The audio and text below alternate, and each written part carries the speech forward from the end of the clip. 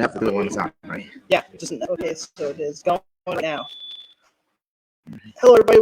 We are live from Valentin Karate to talk with Master Efrain Valentin about some of the history of the Academy Karate. Just give us 1 second, and we're going to get everything shared out to everybody.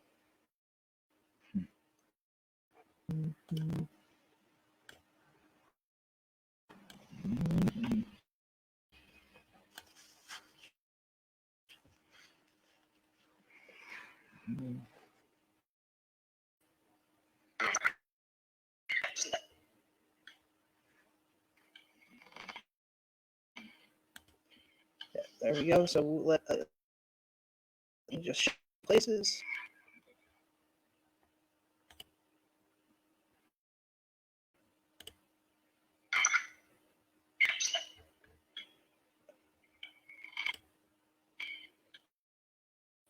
There we go. So we'll let just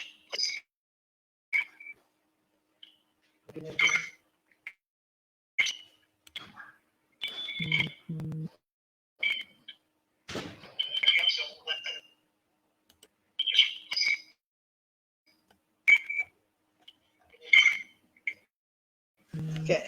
So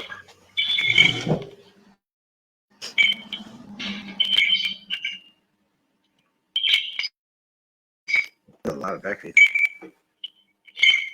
Is it us? okay. Maybe pick it up from our from the videos coming through. Okay, everybody. Thank you guys. How are you? Looks like we got a lot of people in there saying hello to us. Great to in there. Mr. Glenn, Mr. Hamill, Mr. Carlos. So thank you guys for everybody. Hope everybody's doing well. And we are here at Valentin Karate. We are in front of the mural that Master Valentin had created to Grandmaster, and we are here with Master Efrain Valentin. Sir, can you please give a little introduction to yourself for anybody out there who doesn't know who you are? So first of all, we do wear masks. Show me your mask. Okay, but Master Farrelly and I, we regularly have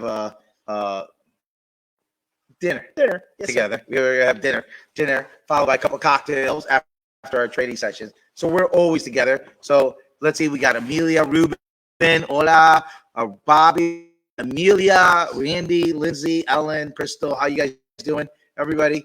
So my name is Efrain Valentin Jr. I started training in Tang Soo Do in 1977. I got with Grandmaster Baldwin at his one of his locations. You know, I think that's the question you're going to bring it up. Yes, sir. I've been I was a Muay Kwan black belt. Got my black belt originally, first degree black belt in Muay Kwan, 1988-81. And then I've been in World Tang Soo Do since Grandmaster brought us in. My teacher says, "Go, we go." You know, it's as simple as that. So I've been following Grandmaster's lead since 1977. We have 4 locations. Almost had 5. We'll talk about that later. But you know, really, today really is not so much about me.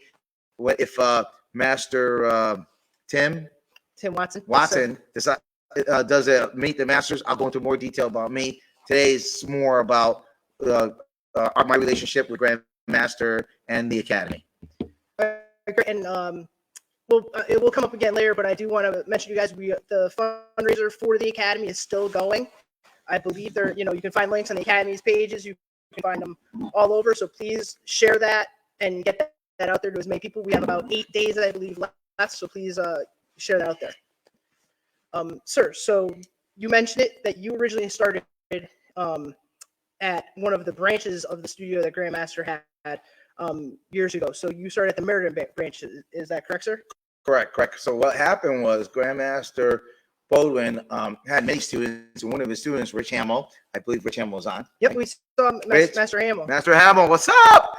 So Hamill actually opened up the Meriden Academy of Karate, and in the process of him doing that, you know, when he got to a certain point, he decided to give it back to Grandmaster Baldwin for him to continue, and he did that. And then, so I actually started training with the other instructors that Grandmaster Baldwin had put in place. So yeah, that was back in 1977. So I trained on 107 West Main Street. You don't forget forget those things, like where you first started. Yes, sir. So with that said, when did you actually Grandmaster for the first time? Do you remember that? Oh, of course. I was a white belt, and I remember him coming in and teaching our instructors. And part of the thing was that he would come and he would teach class to us, and then we would have to sit down and watch. And he would run our instructors through drills and everything else. So the instructors at the time was Mark Sattler and Richard King, and so he would run them through drills because the classes back then were 2-hour classes. They would start at 7 p.m. and we would go to 9 p.m. and it was 5 days a week, 4 nights a week, and then we had Saturdays. And so I remember Grandmaster coming a couple of nights a week, and he would drill us and then drill them. So just to make sure that everything was up to par. Yeah. Just get my notes. So with that, when you started do you remember which location the academy was at that time? Because it has moved many times over the years. So this was the one that was closest by Chase School. Okay. I'm off of Reedville Drive. No, not Reedville Drive. No. It was off of Chase Drive, Yep. whatever it is. So it's the one right there. So that was the first one. Oh my God, I remember going in there. We were training, and he gave me the worst job ever. My first job ever as a black belt. I had to judge his son Eric and decide whether he passed the test or not. I was 12 years old, and he's like, "Okay, you got to look at my son." Okay, and his son is 11 years old, and I was like, well, "I gotta what? I was like, first time testing, and so needless to say, I was a bit nervous about this whole thing, about having to look at and judge, Grandmaster Baldwin's son at that time, Eric Baldwin. So listen, Eric Baldwin, he's an anesthesiologist, so I got to be nice about what I say, because if I go under the knife, he's the guy that controls how much pain I'm going to feel or not. So who else is on? We got Miss Olsen. Good evening. How you doing, Danny? We got Mr. Calabrese. Master Anderson's here. How are you guys? Welcome. Master Anderson's Region 5 over there. So let's see. I don't know where Brian's from. Oh, Region 21. He says it right in there. Sun Coast. Thank you, Master Manuel Ramirez from Region 12, Mexico. God bless you as well. Tang Soo. So, it's funny you talked about Eric, being a student, and I was able to pick up from Grandmaster's house a lot of equipment and history and paperwork. And one of the items I found actually was all of the registration from the Tournaments? the tournament, the scholarship tournament that for many years we had at Post, and then back then it was at Chase School. Correct. Not Chase School, Crosby High School. Crosby, yeah. I found your registration. Yep. I saw that. I saw your sister, Master Madeline. I saw Master Jenkins, Master Volker, my brothers. Actually, I think I found mine. And I found Eric's. Eric's was one of the ones that was in the list of the of the registration that was there. Yep. So like I said, it was a lot of history. Grandmaster, I think he might get upset saying this, but I think he could have been. Son just told me today that, hey, you could have been featured on a show, and I think Grandmaster and I both could have been featured in the same show. Hoarders. If you guys have seen Hoarders, just let us know. And while you guys are out there, it's important if you guys can hit the share button. If you're on Facebook, share it to your studio pages, share it out there, because we really want to get this message about Grandmaster and how special he was. Yep, absolutely, sir. And if you guys have questions, just type them in. Type in any questions that you guys might have. I'd love to answer any of your questions that you guys may have. So I remember that for a long time, all of the regional events, as far as testing were concerned, were always at the academy. Mm-hmm. So why did that happen? And then, do you have any special memories of a particular event at the academy as far as a test is concerned, or something like that? Because I have one that you're involved with, and I'll share in a moment. Okay. So I have 3 events that can really pop up to the top of my mind. 3 top of the events. So you guys are gonna laugh at some of these. So these are pretty funny.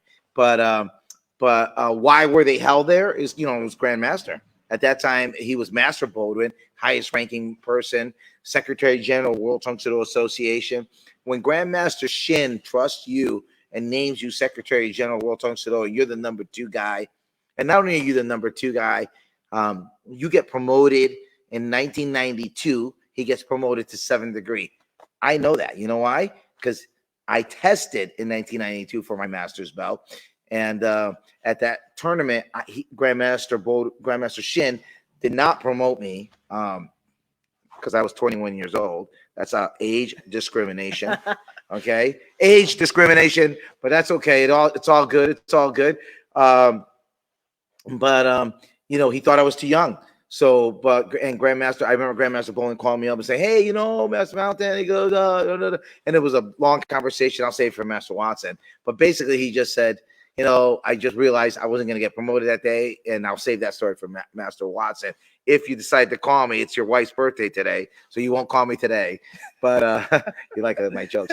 But anyway, so we just held everything there because it was the academy. The academy was historic. If you look at it, there's pictures there of all the black belts and everything. And if you saw Master McCarty's interview, he explained a little bit about where that came from because he was involved in decision making or came help Grandmaster work on that idea. And he apologized for saying they should be the size they were. He really, now he thinks they should be like 5x3s because otherwise we're running out of space. Yeah, absolutely. They should really be 3x5s. You're right, absolutely, because we are running out of space. No one thought. Who would have thought that the legacy of Grandmaster would last to be so many people? Yep. But nonetheless, so 3 events. I'm going to go in order. Number 1, we were sparring at the academy on a Tuesday night because Tuesday night were black belt classes, and I'm there. And we're sparring, and I'm sparring one of the Bowdoin Academy people. And because we were a Meriden Academy, they were Waterbury Academy. Okay, different cities, but we were still the academy. And I remember unloading this punch, boom, and I bust his nose, and he starts bleeding. And we have to stop sparring. We were doing line sparring drills, and then we're booing. Grandmaster's taking care of his nose. As we're trying to control his bleeding, we all have to sit down. And Grandmaster goes and tells a story of how important it is to have control and what a lack of control does, not only in the martial arts, but in your own personal life. Now, of course, everybody's looking at me because everybody knows that we're getting this discussion because I'm the guy that broke this kid's nose and gave him a blood. And it wasn't Master Farrelly, by the way. I think Master Farrelly was maybe 2 years old at that point. How old are you now? Oh, what year was it, sir? I was 12. So how old are you now? 40? I'm 40. Yeah, so he was 1 year old. I'm 42. 42? Yes, sir. Okay, so you're 2 years old.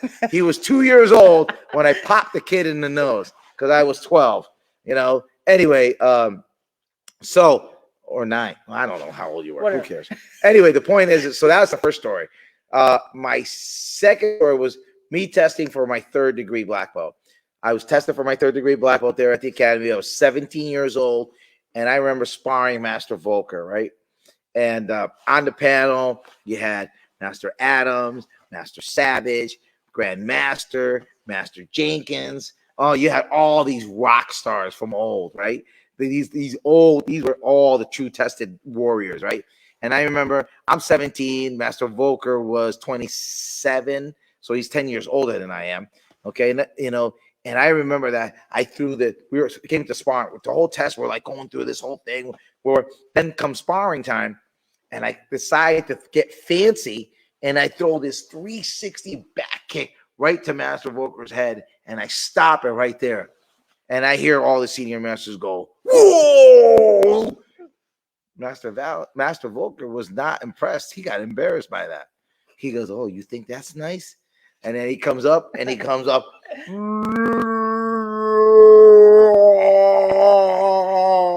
boom, and gets me a yuck pseudo to my chest.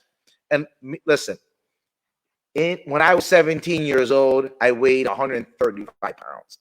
Master Volker was a bricklayer at that time. He was a solid 90, full of muscles, and I was like this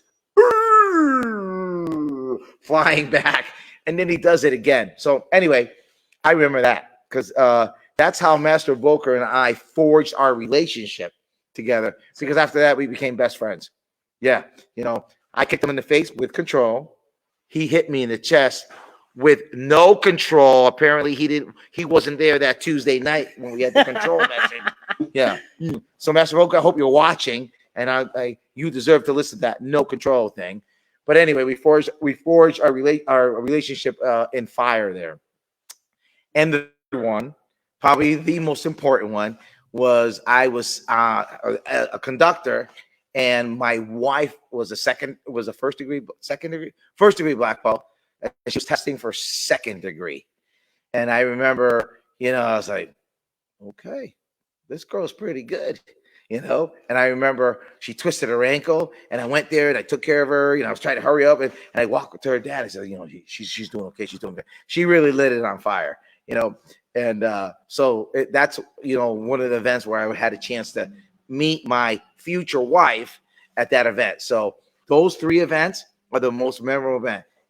Punching a kid in the face, getting my chest caved in, and meeting my wife, okay, in that chronological order, okay. So anyway, I hope you enjoy that. So the 2 that relate to you of his events in the academy history was one.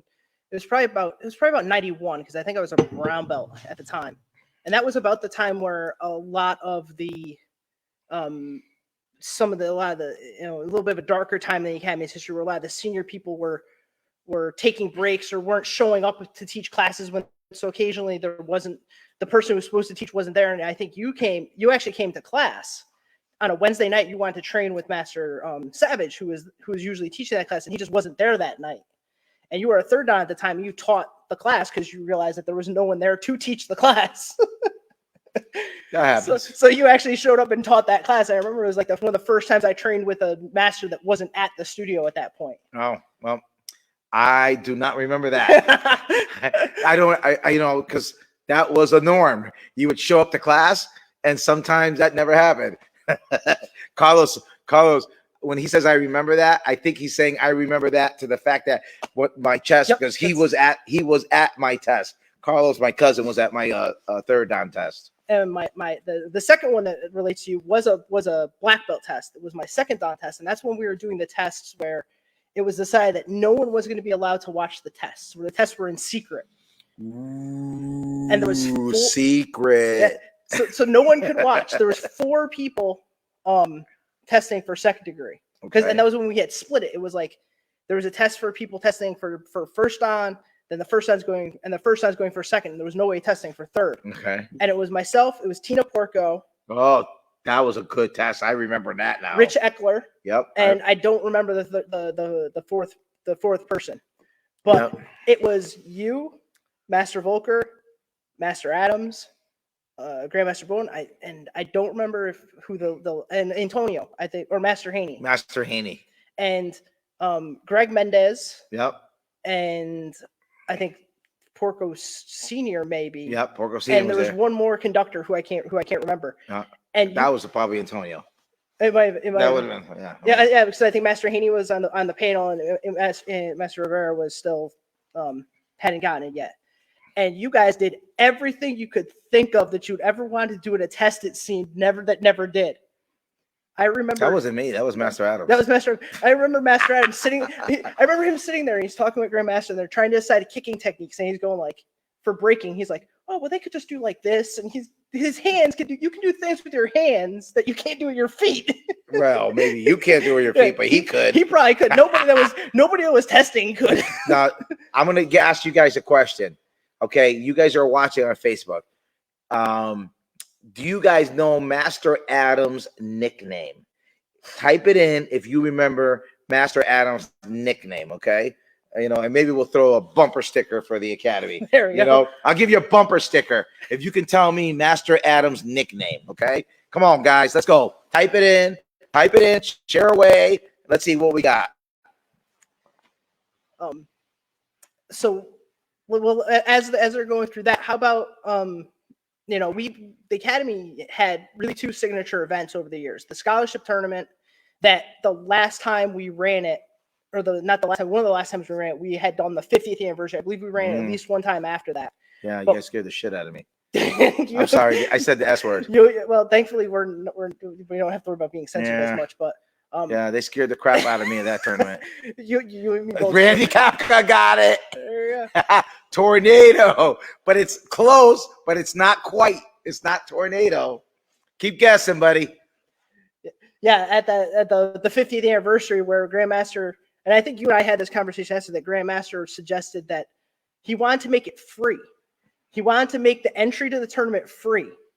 And I think both you and I were like, oh my God, no, we have to charge something. Yep. So I think both of us said to him at one point, just charge $10. Yep, which he didn't do. Because we knew that if we asked him to charge $10, he would cut us in half and go to $5. That's right. That's right. So it was a $5 entry fee for a tournament, $5 fee. And we had more. Let's just say that we exceeded the capacity at the gymnasium. And my entire time I kept on saying, I was like this, oh, we're exceeding capacity. I go, we got to keep the fire doors exit. I was in panic. Was I not in panic mode? We were all worse. Except for Grandmaster, who was as happy. Oh, Grandmaster was happy. Everybody's here. Oh, this is great. Oh, Cyclone is close. Cyclone is close. Yeah. Oh my. So it's in between tornado and cyclone. You guys are close. Good job, Master Hamill. Yeah, and that was just. There's actually a video on YouTube somewhere. If you look up like Grandmaster One's anniversary tournament, you can find it. You can see a video from somebody took in the stands. And I'm still amazed we managed to not get shut down or. I'm amazed that I was just so happy that no one got hurt. Yes. Because I said if there's a panic, I go, we're screwed because there's not enough people that can get through that exit door. So for me, it was like constant. I was like, I'm sorry, you have to move. I'm sorry, you have to move. So I played bad guy. You did the tournament arrangement, and I was trying to keep the walkways cleared and all that stuff. But I think the capacity in that gymnasium was maybe 375. And that was just the competitors. That was just, and we had like 500 plus people there. Oh my, it was scary. It was a scary event. It was a scary event. I couldn't wait to hurry up, knock the swans. Okay, you guys can go. You guys don't have to stay. Oh my Lord. I see 21 of you guys think that that's funny, but that's not funny because it was the worst. Oh, it was the worst experience tournament I ever had. Hurricane, whirlwind. Oh, you guys are getting close, but you're not there yet. I love that. We got hurricane and we got whirlwind. Tornado, you guys are getting there. You guys are getting there. It's somewhere in there. You guys are coming across. Not hurricane. It's not hurricane, not whirlwind. What else do we got? Hey, Tang Soo, Master Kaluzi. Tang Soo, we love this guy. You know I mess Joe. We love Joe. Joe's parents bought the last quilt that Grandmaster signed at the U.S. Nationals for $2,000, and it's a great memory. Not Blizzard.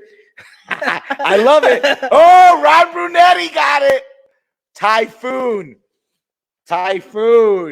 It was Typhoon because he was so freaking fast, but they called him Typhoon. Ron Brunetti got it. It was Typhoon. Good job. I'm glad that you guys are listening. Blizzard? Isn't that like an ice cream at Dairy Queen? Well, it's Master Mo. Mo is out in the. Mo, how you doing, buddy? We love Master Mo. Thank you. Yeah, thank you. Yeah, Joe, it was an awesome memory. You guys keep commenting over there because it's a way for us to interact, Absolutely. And I'll share a sad moment with you guys in a little bit. Go ahead. Now, besides obviously that amazing tournament experience, do you have another one from the Academy's history? Oh yeah, that you can think of? Okay, and again, it involves my wife. Karate Kids Olympics. I'm sitting there. Let's see, what is it? I think I'm 18, 19 years old. Maybe, let's see. Yeah.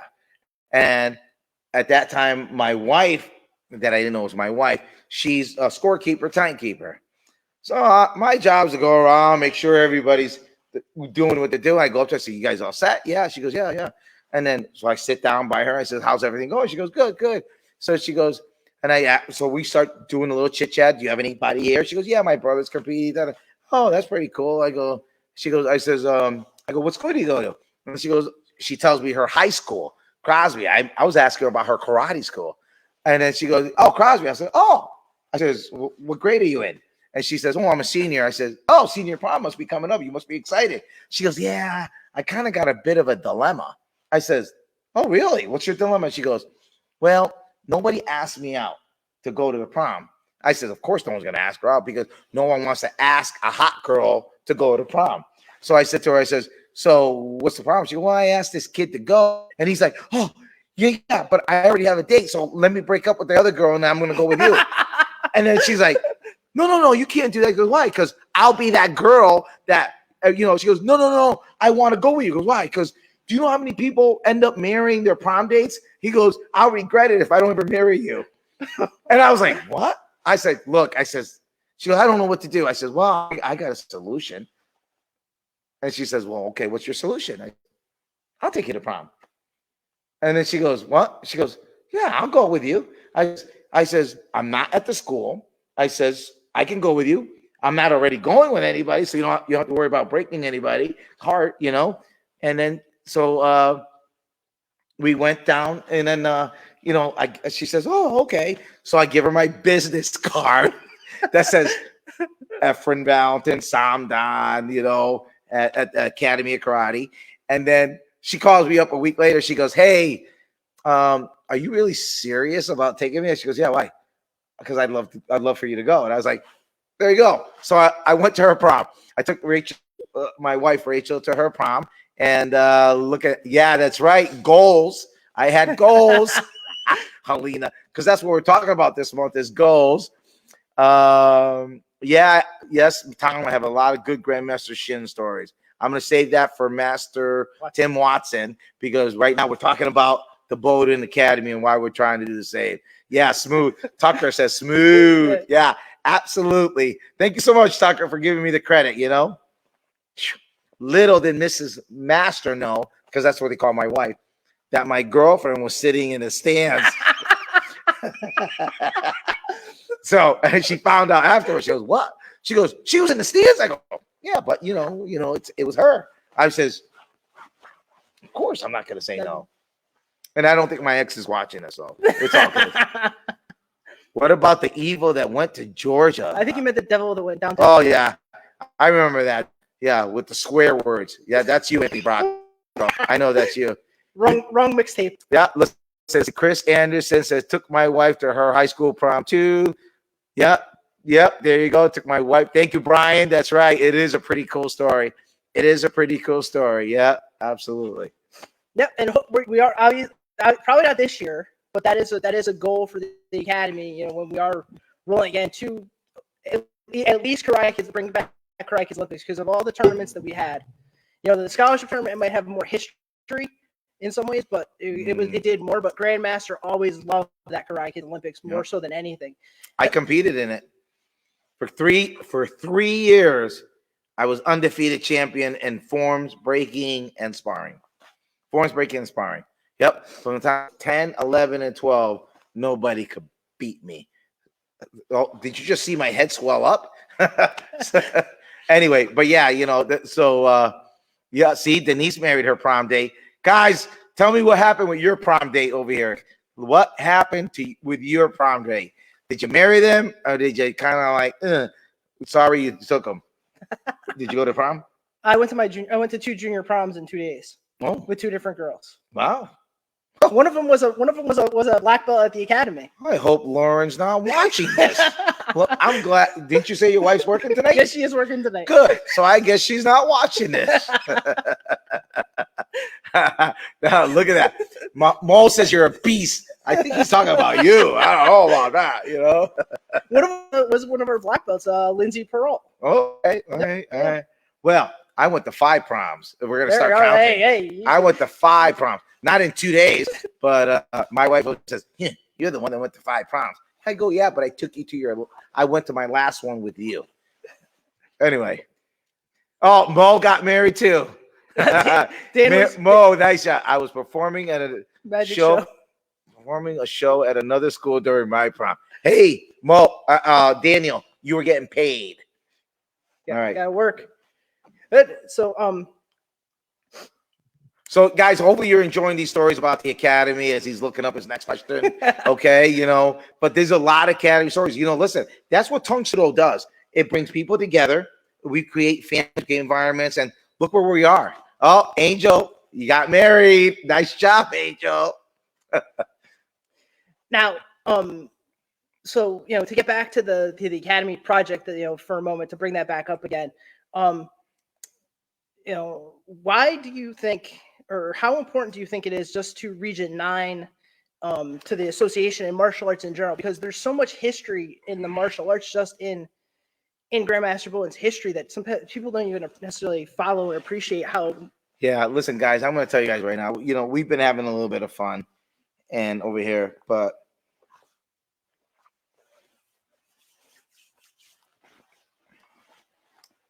today's a tough day.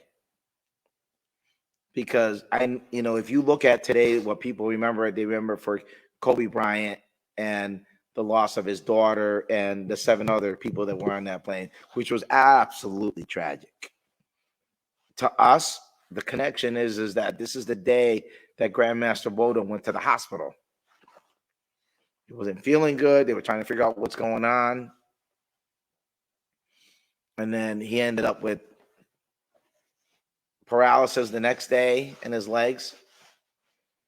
And then, I remember the conversation with his wife where she was like, okay, I'll see you tomorrow. And then he said, maybe. And it was just the fact that she said, I know that he didn't want to live a life where he wouldn't be able to do what he loves, which was Tang Soo Do. And we know that a couple of days later, we lost him. So I've been lucky enough that I got blessed by his wife, that I have his uniform, the uniform that we laid on his casket. And we have it here, and I keep it, and I'm lucky enough that I get to wear his belt that he handed to me when I got my 6th on. The one that he got, one of the ones that he got in 92. But it's a tough day. So saving of the academy is not just a Region 9 thing. All of you guys that have been out there, the impact that he had on you. He made you feel what you are, special. Because you're all special. Everyone is special. And he would listen to you, and he would know your name, and he would say it correctly. Because we've had some meet in the Masters where people, Grandmaster Shin could not say everybody's name correctly. But Grandmaster Bowden always worked hard at knowing your name. He worked hard at knowing who you were, and he always wanted to have a way to connect with you guys. And it is really super important to us as Region 9 to try and keep the studio, but it's got to be important to you guys. Important for you guys that are out there, the connection that you guys have had. If you guys can hit that share button, Mr. Green Wolf has put out the link out there.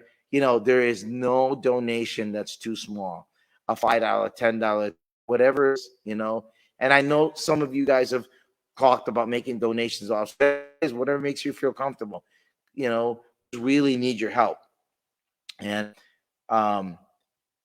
if Danny, this guy, and Anthony Bracco did not take the lead on this, I would probably be going through a divorce right now, because this would become my 5th school.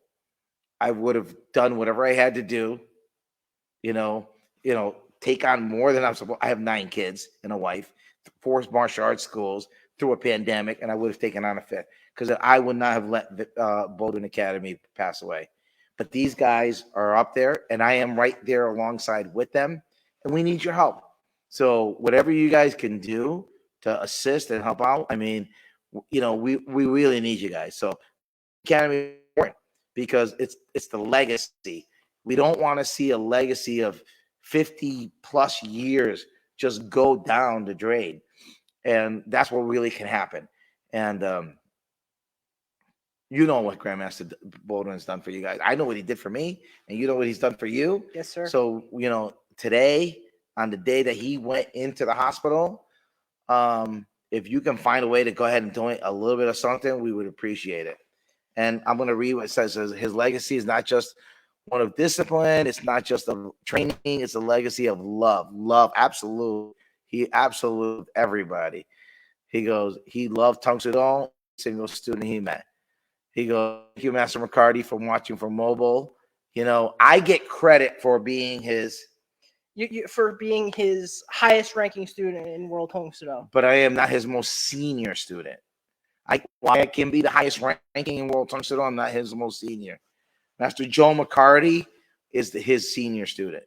Okay, Master Joe McCarty is the guy that helped teach me as well.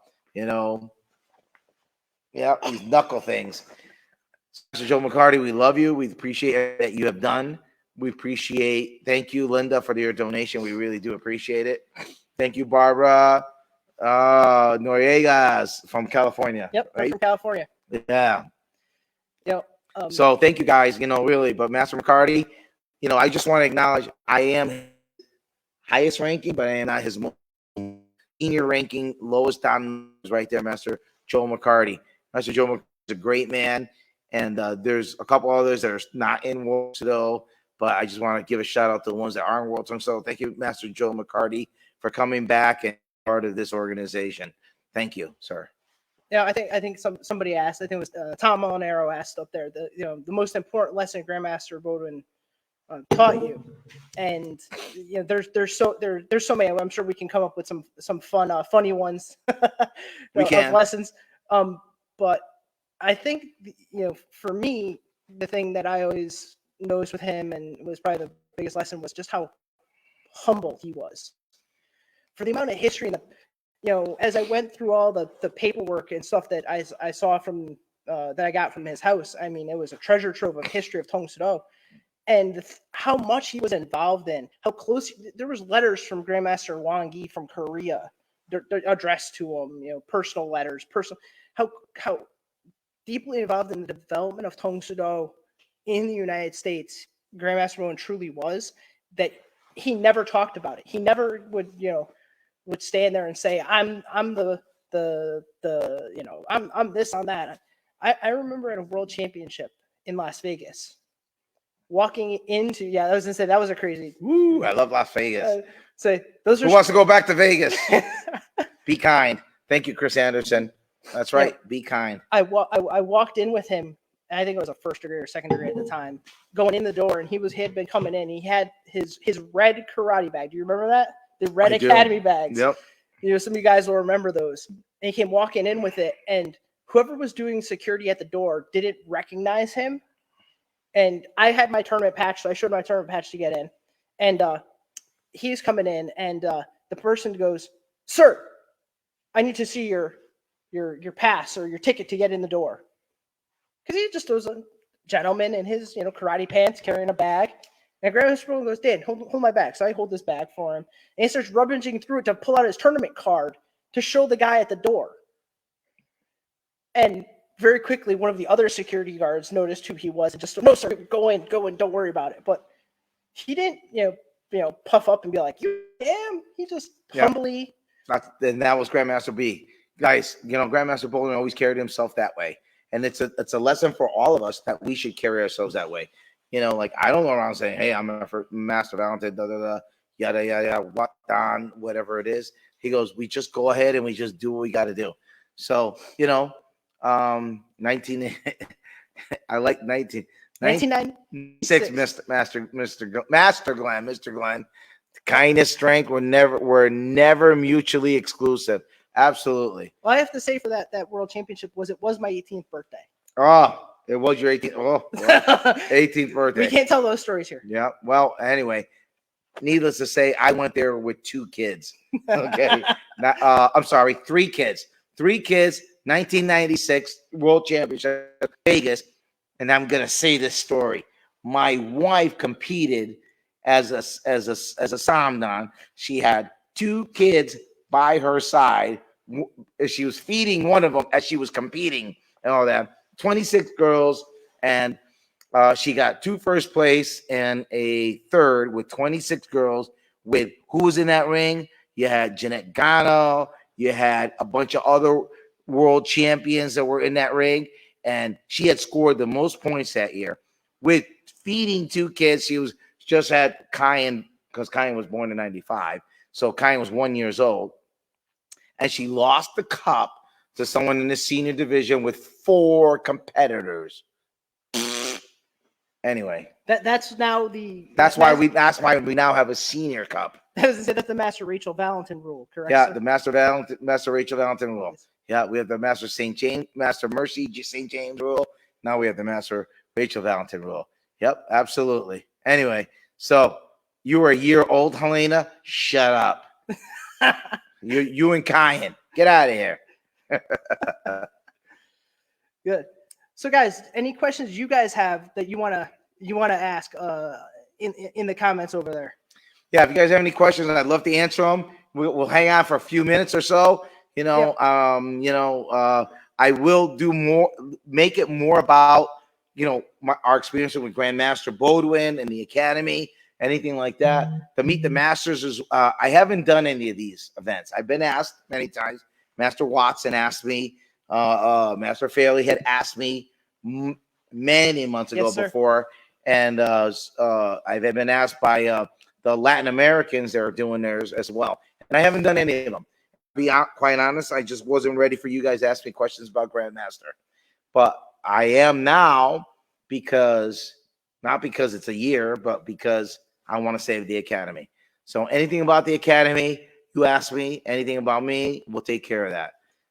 But thank you, Master Mo. I'll tell Master Rachel what you said. One of the things with the Academy is always, I've always noticed over the years is it always, it's always been there as a rock for people. I actually had a parent reaching out to me today asking about the project, and the mom said, my kids, they hadn't been that long. I think the oldest one was a Turnhambo, but it was such a special place, and I wanted to be there, and it imprinted that much on them, even as a brown belt. And we really want to that for the future, to grow for the future, because Anthony and the rest of the senior people talk about it. It's we're not the people that this is. It's not for you, sir. It's not for us. It's so that the next group will be able to have the studio. We'll get to have some of those, at least similar experiences to what we had, as a special place to grow through and know that history. All right. Absolutely. You're absolutely right. You hit the nail right on the head. And I want to say this, if I think one of the parents had asked, they said, hey, what happens if you open up and I take the lifetime thing?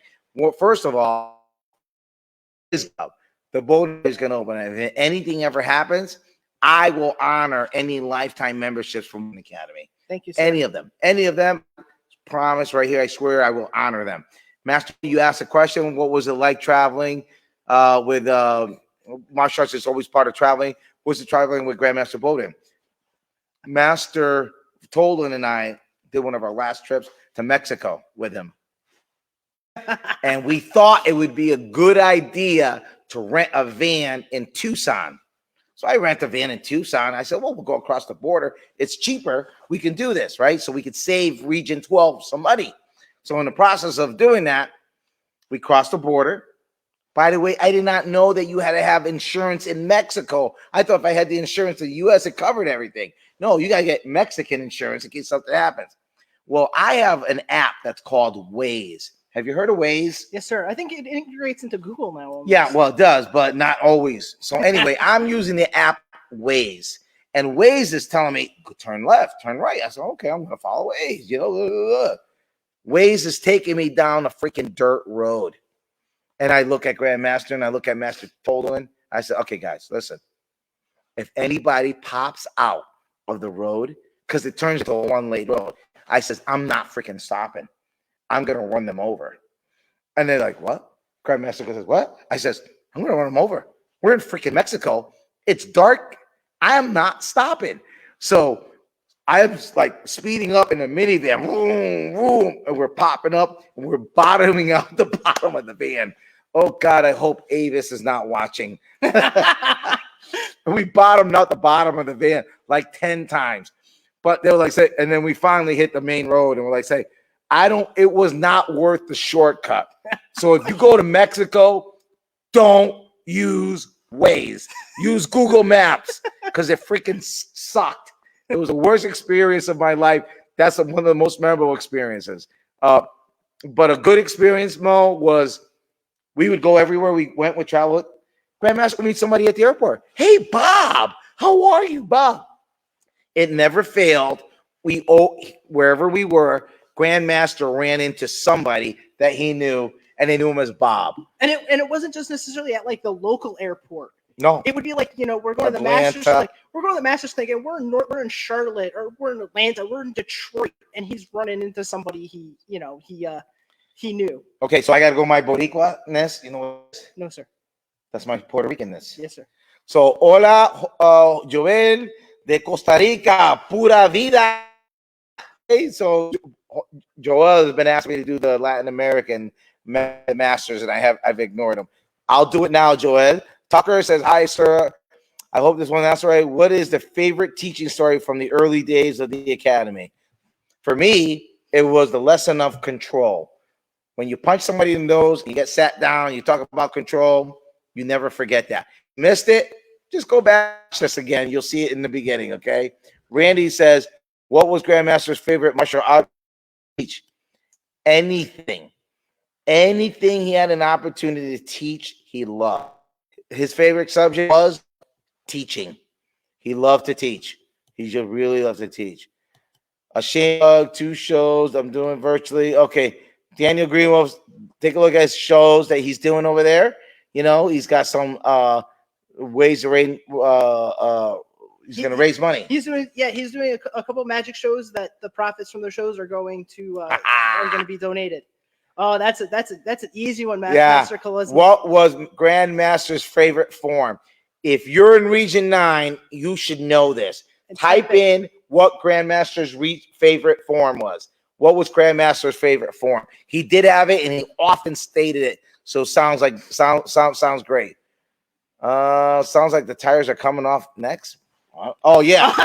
Oh yeah. Well, no, we made it back. No, I think she's referring to the van. No, to Argentina. Oh, geez, my God. Okay, yeah, you know what? Argentina was pretty good. So, Mo, traveling with Grandmaster Shin, Grandmaster Bowden, Master Jaco, Master Burgos, myself. I was. You were there. Oh my Saragossa, God. Master Saragossa, Master Carmelo Rivera. Yep. I hear you said Burgos, right? Yeah, you said Burgos. All right, so we have like 7 regional directors and presidents and we're in. This was 2002. 2005. 2005. We're in Argentina, and we're driving. From Mar del Plata, because Grandmaster Shin says, no, don't fly. We're going to take a bus because I want to give you an adventure. We'll take 6 hours across the countryside. It gives you a chance to see the country. You know what that country consists of at that point? Cows. Because it's all freaking cows. It was all cows. Yes, sir.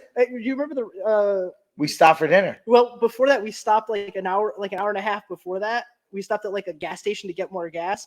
And everybody was starving. And Grandmaster Shin's like, no, we just keep going. I thought we stopped and got dinner before that. No, that was just after that. We stopped like an hour later. We stopped for dinner, and that's when Grandmaster Shin tried to pay with the credit card. Yeah, Grandmaster Shin tried to pay for a credit card, and guess what? They didn't take credit cards. I stayed with Grandmaster Shin. He goes, "Oh, Efrain, they don't take credit cards. You better go get cash from either you pay or you get every cash from everybody." So we had to go get cash from everybody to pay. So he meant well, but they didn't take his black card from American Express. I don't have a black card from American Express. I know Ron Brunetti watching does.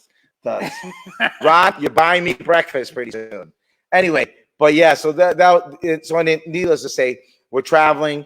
and all of a sudden we're sleeping, and I wake up, and all of a sudden I hear, and I look at Saragossa and Burgos. They go, Master. I go, what's going on? You guys are talking. I go, oh, we hear this noise. We think the wheels are gonna fall off. I says, what? The wheels are. You go. I said, no, we think the wheels are gonna fall. I said, oh my God, that doesn't sound good. Next thing you know, guess what? Both wheels fall off the bus.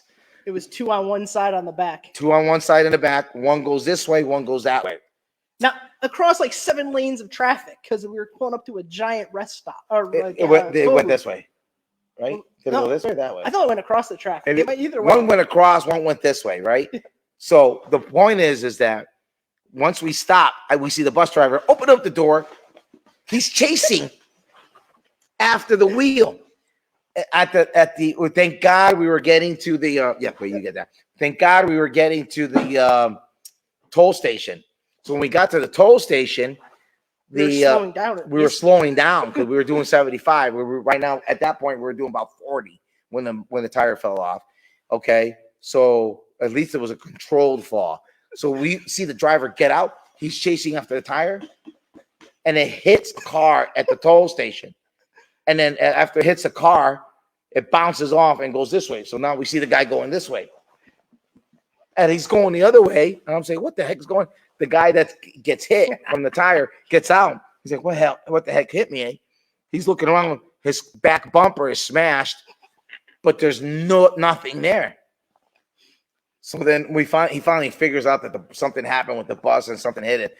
But we're all sitting there. Grandmaster gets out. We start looking at it. I said, guys, I don't think this is safe. I don't think this is safe. So we rush back to the toll station and get off to the side.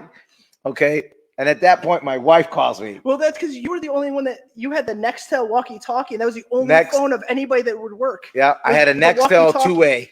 So the Nextel two-way works. My wife two-ways me. She goes, how's everything going? I says, good. Yes, Master Burgos, Gran Aventura. He remembers. Que se cayó la gomas de la guagua. So my wife, she says, I said, oh, good. She goes, what's going on? She goes, you do anything? I says, yeah, the tires fell off the bus. She goes, yeah, no, what's going on? I said, no, the tires fell off the bus. She goes, what? She thought I was kidding. Remember that? Yes. She's like, no. Seriously, what's going on? And I says, what are you guys doing? I said, the tires fell off the freaking bus. She corrected you that you called her. So. Oh, I called her? So I guess my wife is watching. Good thing I was talking all nice stuff about her earlier, huh? Yeah, that is a great story, Master Hutchinson. Oh my God, it was amazing. But we always talked about what would have happened in World Tung Sil in 2005 if lost Grandmaster Bowden, Grandmaster Shin, the regional director of Region 12, Region 9 director, Region Master 18 director. Yep. So we would have lost like 6 regional directors, and grandmasters all in one freaking trip. That would have been awful. Yeah. So we do have to be careful. So I think we did get a couple people that did call out up above what Grandmaster Bowden's favorite form was. Grandmaster's favorite form.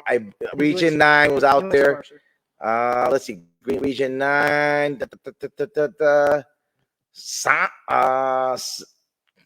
Samdan, Sadan, Basai. No. Pyongan Sadan. We have Ellen Payne. Got it. Christina Olsen. Got it. That's right. Pyongan Sadan was Grandmaster's favorite form. So, yeah. How did I feel when Grandmaster gave me his belt? Oh, my Lord. Let me tell you the story real quick. I'll tell you real quick because it's coming up on an hour and we want to end up. I didn't even think we'd get to this point. So, Joel, when he gave me his belt, Grandmaster talked about, he did a story. He said, when I became a master, Grandmaster Shin took off his belt and gave it to me. So we were at a tournament and Grandmaster Bowden says, he's telling everybody that story. And he says, and at that point we knew that he was getting ready to become a 7th Dan. So 8th Dan. Yes, sir. So he says to me, he says, I'm going to do something. So you just have to accept it. I said, okay. He goes, can I have a few minutes? I said, sure. So then he comes up and he talks about the story, tells about Grandmaster Shin. Then he says, this is the first student that I get to give a belt to and tie it on, because he gave the other one to Dan. Yes, sir. I have this other one. Yeah, so you have one, and how many do I have?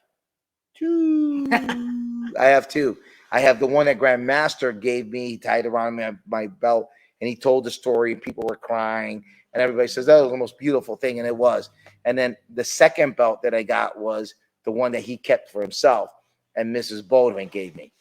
So I keep that one in the Plantsville school, and I wear this one. Can you see this? Yeah. I wear this one to when he gave me in the Meriden school. So I have two of them. Danny's got one. He can't wear it yet, because he only got one stripe. But one day he may be able to get it. Does yours have the name on it? No, sir, because he never wore his belts with names on them. Yeah. Just like the one you have there has no.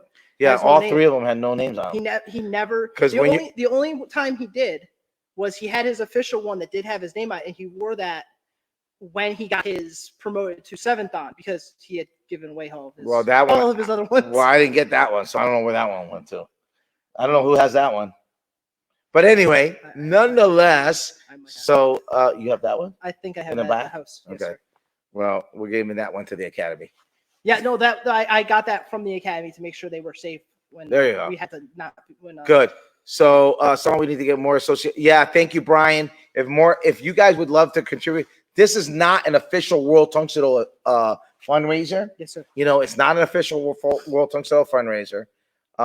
But if we can get association members that want to contribute, we would love it. Master Hutchinson, thank you so much to get a new belt soon. I think I would love to wear his other belt that's right there, which is right here, which we keep. Okay. But honestly, it's kind of nice being a 7th Dan. You don't have a lot of less responsibilities. Ask Grandmaster Strong, who, by the way, done an amazing job with Region 9 and filling in for World Tang Soo Do. So Grandmaster Strong, kudos to you for everything that you guys have done. Yeah. I'm not looking forward to the new belt. This is too much fun. Julio knew it. Okay, yeah. Be careful. What else we got? That's right. All right, guys. Thank you so much. Dan, have anything else? No, again, everybody, please, share the donation. Get it out there to more people. If you can't donate, share it to get it to more people. We appreciate everybody donating, and we would love for you to donate. But if you can't, for whatever reason, just share it to more people. The more people that see it, the more legacy that we can pass on. We can keep it going for the future, because when Grandmaster One did pass last year, there were so many people that came to the studio, after the funeral or before the funeral. We had it open almost the whole time, that so many people hadn't ever been there. And we want to, that's a goal that Anthony and I both have, and everybody that we all have, is to make it a martial arts destination for people to come and see that history. We're sorting through so much historical material to be able to display it, in addition to, at the various tiers that you guys can back us at, for plaques and names and those kind of things. We're going to have all that. We're planning some very nice presentations for that, but also just to see some of this, because there's photos that no one has ever seen except probably Master McCarty when he took them 40 years ago. He's not that old. But I do want to give a little shout out over here. So, it says, how's Grandmaster B's wife and children doing? They're doing well. Mrs. Bolden's a very strong woman. She went in for cataract surgery today on her second eye today. She's doing really good. She's had a great support team. The children are doing well. His grandson's doing great. So thank you guys so much for asking about them. Obviously, this is going to be a very tough week as we get ready to celebrate his 1-year anniversary of passing. But thank you, Master Hutchinson, for your donation. We do really appreciate it. Thank you, Angel, Tang Soo. Okay. Yeah, thank you. You're welcome, everybody, for sharing the story. You guys have a great night. We just know that we love you guys. And Grandmaster was one of the nicest guys that we ever met. Share that link out there. Like I said, there's no donation that's too small that can help us keep Grandmaster's legacy alive as we work to expand the Bouldering Academy of Karate into the next 50 years. Okay, guys, we're so grateful. Thank you guys. Thank you so much. Thank you so much. And we love you guys. Tang Soo, everybody. Tang Soo. Have a good night.